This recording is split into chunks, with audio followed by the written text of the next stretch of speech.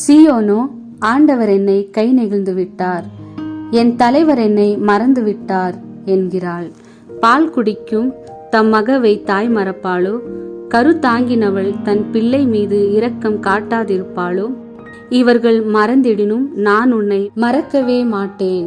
இதோ என் உள்ளங்கைகளில் உன்னை நான் பொறித்து வைத்துள்ளேன். உன் சுவர்கள் எப்பொழுதும் என் கண்முன்னே நிற்கின்றன.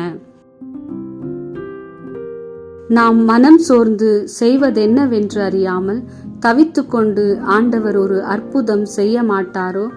என் ஆண்டவர் என்னை மறந்து விட்டாரோ என்று தம்மை நோக்கி கூப்பிடுகின்ற தம்முடைய பிள்ளைகளை நோக்கி ஆண்டவர் கூறுகின்றார்.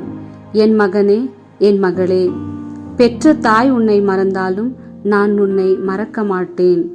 உன் சுவர்கள் என் கண் முன்னே நிற்கின்றன என்கின்றார்.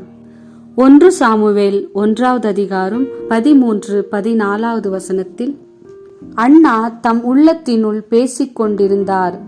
அவருடைய உதடுகள் மட்டும் அசைந்தன, குரல் கேட்கவில்லை.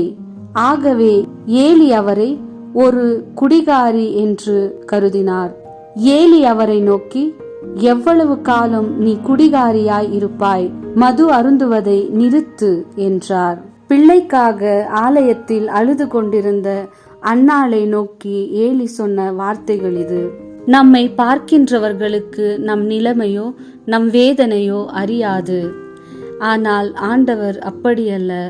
நம்முடைய கண்ணீரின் ஆழங்களை அவர் அறிந்திருக்கின்றார். நமது உள்ளத்தை அறிந்த ஆண்டவர் அவர்.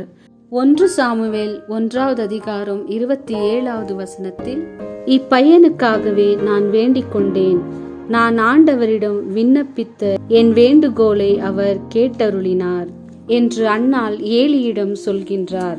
ஆம், நாம் எந்த இடத்தில் அழுது சோர்ந்து செய்வதென்னவென்று அறியாமல் தவித்து தலைகுனைந்து நிற்கின்ற இடத்தில் நம்மை சாட்சியாக நிறுத்த ஆண்டவர் வல்லவராயிருக்கின்றார். நம் உள்ளத்தின் வேதனைகளையும் நாம் சகித்து கொண்டிருப்பதையும் அவர் அறிவார். ஆம், அண்ணாவை சாட்சியாக நிறுத்திய ஆண்டவர் நம் உள்ளத்தின் வேதனையையும் நாம் சகித்து கொண்டிருப்பதையும் அவர் அறிவார்.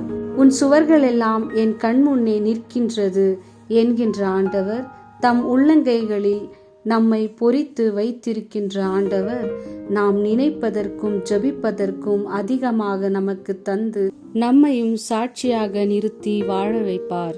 ஆமேன்.